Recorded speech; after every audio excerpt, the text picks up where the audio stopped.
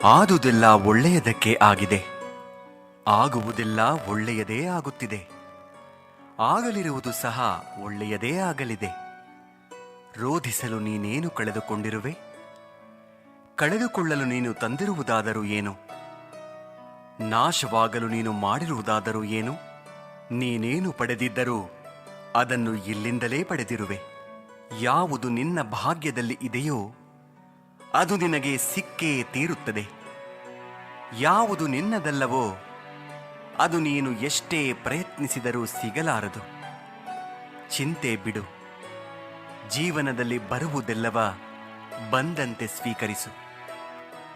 ನಮ್ಮ ಬದುಕೇ ಒಂದು ಹೋರಾಟ. ಈ ಹೋರಾಟದಲ್ಲಿ ನಾವು ಮಾಡುವ ಕಾರ್ಯವನ್ನು ಪ್ರಾಮಾಣಿಕವಾಗಿ ಮಾಡಬೇಕು. ಏನು ಆಗಬೇಕೋ ಅದು ಆಗೇ ತೀರುತ್ತದೆ. ಅದನ್ನು ತಡೆಯಲು ನಮ್ಮಿಂದ ಸಾಧ್ಯವಿಲ್ಲ. ಸತ್ಯದ ದಾರಿಯಲ್ಲಿ ಹೋಗು. ನೀನು ನಡೆಯುವಾಗ ಪಾತಾಳಕ್ಕೆ ಬಿದ್ದರೆ ನಿನ್ನನ್ನು ಮೇಲೆತ್ತಲು ನಾನು ಬಂದೇ ಬರುತ್ತೇನೆ. ಸ್ವರ್ಗದಲ್ಲಿ ಎಲ್ಲವೂ ಇದೆ, ಆದರೆ ಸಾವಿಲ್ಲ. ಭಗವದ್ಗೀತೆಯಲ್ಲಿ ಎಲ್ಲವೂ ಇದೆ, ಆದರೆ ಸುಳ್ಳಿಲ್ಲ. ಜಗತ್ತಿನಲ್ಲಿ ಎಲ್ಲವೂ ಇದೆ, ನೆಮ್ಮದಿಯಿಲ್ಲ. ಇವತ್ತಿನ ಎಲ್ಲ ಮಾನವರಲ್ಲಿ ಎಲ್ಲವೂ ಇದೆ, ಆದರೆ ಶಾಂತಿ ಇಲ್ಲ. ಮನಸ್ಸಿಗೆ ಮದವೇರಿದಾಗ ಸ್ಮಶಾನದಲ್ಲಿ ತಿರುಗಾಡಿ ಬರಬೇಕಂತೆ. ಏಕೆಂದರೆ ಅಲ್ಲಿ ನಾನು ನನ್ನಿಂದಲೇ ಎಂದು ಹೇಳಿದ ಎಷ್ಟು ಜನ ಮಣ್ಣಾಗಿರುವವರು ಕಾಣಸಿಗುತ್ತಾರೆ. ಭಗವಂತ ತಡ ಮಾಡಿದರೂ ನ್ಯಾಯ ಮಾಡುತ್ತಾನೆ, ಆದರೆ ಅನ್ಯಾಯ ಮಾಡುವುದಿಲ್ಲ. ತಡ ಆಗುವುದರ ಹಿಂದೆ ಅದ್ಭುತಗಳು ನಡೆಯುತ್ತವೆ, ಕಾದು ನೋಡಬೇಕಷ್ಟೇ. ಎಲ್ಲ ಹೇಳುತ್ತಾರೆ, ಮನುಷ್ಯ ಖಾಲಿ ಕೈಯಲ್ಲಿ ಬರುತ್ತಾನೆ, ಖಾಲಿ ಕೈನಲ್ಲಿ ಹೋಗುತ್ತಾನೆ ಎಂದು. ಆದರೆ ಮನುಷ್ಯ ಬರುವಾಗ ಭಾಗ್ಯದ ಜೊತೆ ಬರುತ್ತಾನೆ, ಹೋಗುವಾಗ ಕರ್ಮದ ಫಲ ಕೊಂಡು ಹೋಗುತ್ತಾನೆ. ಬದುಕುವುದಕ್ಕಾಗಿ ದುಡಿಯುವುದು ಅನಿವಾರ್ಯ. ಹಾಗೆಂದು ಫಲದ ಮೇಲೆ ಕಣ್ಣಿಟ್ಟು ಕೆಲಸ ಮಾಡಿದರೆ ನಿರಾಸೆ ಹೆಚ್ಚು. ಕೆಲಸವನ್ನು ಶ್ರದ್ಧೆಯಿಂದ ಪ್ರೀತಿಯಿಂದ ಮಾಡಿದರೆ ಫಲ ಇಂದಲ್ಲ ನಾಳೆ ದೊರಕಿಯೇ ದೊರಕುತ್ತದೆ. ಒಂದು ಬಾರಿ ಅರ್ಜುನ ಶ್ರೀಕೃಷ್ಣನನ್ನು ಕೇಳಿದ, ಈ ಗೋಡೆಯ ಮೇಲೆ ಒಂದು ಸಂದೇಶ ಬರಿ.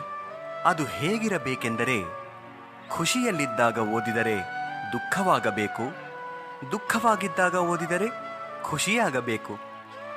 ಕೃಷ್ಣನು ಬರೆದ, ಈ ಸಮಯ ಕಳೆದು ಹೋಗುತ್ತದೆ. ಅಕ್ಕಿ ಅನ್ನಕ್ಕೆ ಕೇಳಿತು, ನೀನು ನಾನೇ ಆಗಿದ್ದೆ, ಆದರೆ ಅದು ಹೇಗೆ ಅನ್ನವಾದೆ ಎಂದು. ಅನ್ನ ಸುಂದರವಾಗಿ ಉತ್ತರಿಸಿತು, ನೀರು ಮತ್ತು ಬೆಂಕಿಗಳ ಸಂಪರ್ಕಕ್ಕೆ ಒಳಗಾದೆ, ಅವುಗಳ ಸಂಸ್ಕಾರದಿಂದ ಮೃದುವಾದೆ, ಮಧುರವಾದೆ. ಅಕ್ಕಿ ಎನ್ನುವ ಭಾವ ಕಳೆದುಕೊಂಡೆ, ಅನ್ನ ಎನ್ನುವ ಅನುಭವ ಪಡೆದುಕೊಂಡೆ. ಅದೇ ರೀತಿ ಸಜ್ಜನರ ಸಂಗದಿಂದ ನಮ್ಮಲ್ಲಿರುವ ಅಜ್ಞಾನ, ದುರಿತ, ದುಮ್ಮಾನಗಳ ಭಾವ, ಕಾಠಿಣ್ಯತೆ ತೊಲಗಿ ಪುಣ್ಯ, ಜ್ಞಾನ, ಮೋಕ್ಷಗಳೆಂಬ ಮೃದುತ್ವದ ಅನುಭವ ದೊರೆಯುತ್ತದೆ. ಚಿಂತಿಸಲು ನೀನೇನು ಕಳೆದುಕೊಂಡಿರುವೆ? ನಿಶ್ಚಿಂತೆಯಿಂದಿರಲು ನೀನೇನು ಪಡೆದುಕೊಂಡಿರುವೆ? 3 ದಿನದ ಈ ನಾಟಕದಲ್ಲಿ ಕಳೆದುಕೊಳ್ಳಬೇಕಾಗಿರುವುದು ಕರ್ಮ ಒಂದೇ, ಪಡೆಯಬೇಕಾಗಿರುವುದು ಪುಣ್ಯ ಒಂದೇ. ದೊಡ್ಡ ಮನುಷ್ಯನಾಗುವುದು ಒಳ್ಳೆಯದು, ಆದರೆ ಒಳ್ಳೆಯ ಮನುಷ್ಯನಾಗುವುದು ದೊಡ್ಡ ವಿಷಯ. ದುಃಖದ ಬಗ್ಗೆ ಚಿಂತಿಸತೊಡಗಿದರೆ ಸದಾ ದುಃಖಿಯಾಗಿಯೇ ಉಳಿಯುತ್ತೀಯ. ಸದಾ ಸುಖ ಸಂತೋಷಗಳನ್ನು ಧ್ಯಾನಿಸುತ್ತಿದ್ದರೆ ಮುಂದೆ ಸುಖಿಯಾಗುತ್ತೀಯ. ಏಕೆಂದರೆ ಮನಸ್ಸು ಯಾವುದರ ಬಗ್ಗೆ ಹೆಚ್ಚಾಗಿ ಧ್ಯಾನಗೊಳ್ಳುವುದೋ ಅದೇ ಸಕ್ರಿಯವಾಗುವುದು. ಪರಮಾತ್ಮನಲ್ಲಿ ಏನನ್ನಾದರೂ ಬೇಡುವುದಾದರೆ ಪರಮಾತ್ಮನನ್ನೇ ಬೇಡು. ಪರಮಾತ್ಮ ನಿನ್ನವನಾದರೆ ಸರ್ವಸ್ವವೂ ನಿನ್ನದೇ.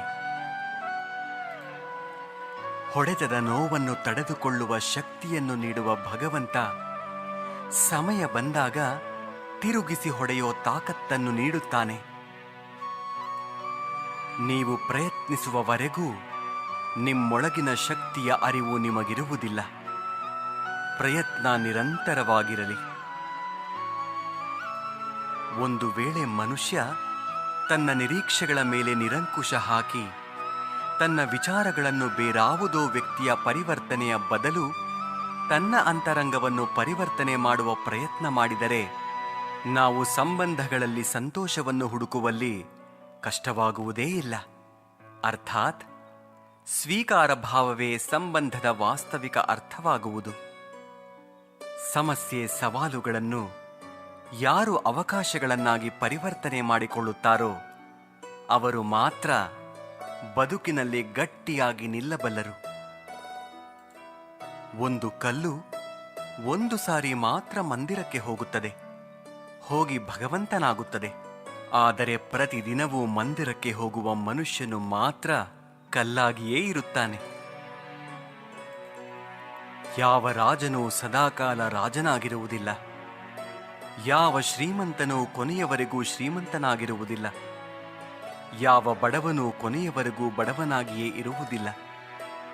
ಈ ಜಗತ್ತಿನಲ್ಲಿ ಯಾವುದು ಕೂಡ ಶಾಶ್ವತವಲ್ಲ. ಪರಿವರ್ತನೆಯೇ ಜಗದ ನಿಯಮವಾಗಿದೆ. ಬದುಕಿನಲ್ಲಿ ಅತಿಯಾಗಿ ಮೌನವಾಗಿರುವುದು ಒಳ್ಳೆಯದಲ್ಲ. ಸಮಯಕ್ಕೆ ಸರಿಯಾಗಿ ತಪ್ಪುಗಳನ್ನು ವಿರೋಧಿಸುವುದನ್ನು ಕಲಿಯಿರಿ. ದೇವರು ನಮ್ಮ ಜೊತೆಗಿಲ್ಲ, ನಮ್ಮ ಮನಸ್ಸಿನಲ್ಲಿಯೂ ಇಲ್ಲ. ಕೇವಲ ನಮ್ಮ ಆತ್ಮವಿಶ್ವಾಸದಲ್ಲಿ ಇರುತ್ತಾನೆ.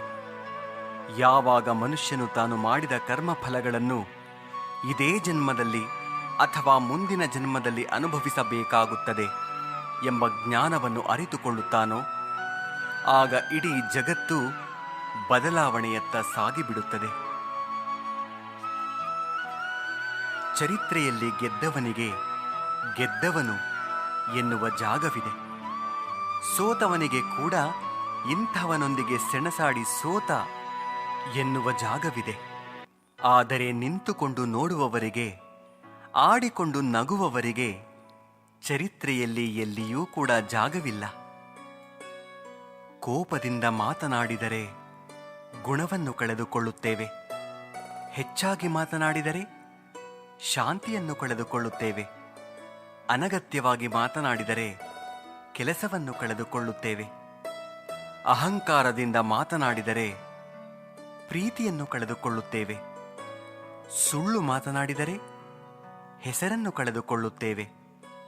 ವೇಗವಾಗಿ ಮಾತನಾಡಿದರೆ ಅರ್ಥವನ್ನು ಕಳೆದುಕೊಳ್ಳುತ್ತೇವೆ. ಪ್ರೀತಿಯಿಂದ ಮಾತನಾಡಿದರೆ ಎಲ್ಲವನ್ನೂ ಗಳಿಸುತ್ತೇವೆ. ಬದುಕಿನಲ್ಲಿ ಏನೇ ನಡೆದರೂ ಒಳ್ಳೆಯದೇ. ವರ್ತಮಾನದಲ್ಲಿ ಏನಾಗುತ್ತಿದೆಯೋ ಅದೆಲ್ಲವೂ ಉತ್ತಮವಾಗಿಯೇ ನಡೆಯುತ್ತದೆ. ಮುಂದೆ ಏನಾಗುವುದೋ ಅದೆಲ್ಲವೂ ಚೆನ್ನಾಗಿಯೇ ಇರುತ್ತದೆ. ಭವಿಷ್ಯದ ಬಗ್ಗೆ ಚಿಂತಿಸಬೇಡಿ, ವರ್ತಮಾನದಲ್ಲಿ ಜೀವಿಸಿ. ಒಂದು ಬಾರಿ ಅರ್ಜುನ ಶ್ರೀಕೃಷ್ಣನನ್ನು ಕೇಳುತ್ತಾನೆ, ಎಲ್ಲವೂ ಹಣೆಬರಹದಲ್ಲೇ ಬರೆದಿದ್ದರೆ ಪ್ರಯತ್ನಪಟ್ಟು ಫಲವೇನು ಎಂದು. ಆವಾಗ ಶ್ರೀಕೃಷ್ಣನು ಉತ್ತರಿಸುತ್ತಾನೆ, ಯಾರಿಗೆ ಗೊತ್ತು, ಪ್ರಯತ್ನಪಟ್ಟರೆ ಸಿಗುತ್ತದೆ ಎಂದು ಹಣೆಬರಹದಲ್ಲಿ ಬರೆದಿದ್ದರೆ ಪ್ರಯತ್ನಂ ಸರ್ವಸಿದ್ಧಿ ಸಾಧನಂ.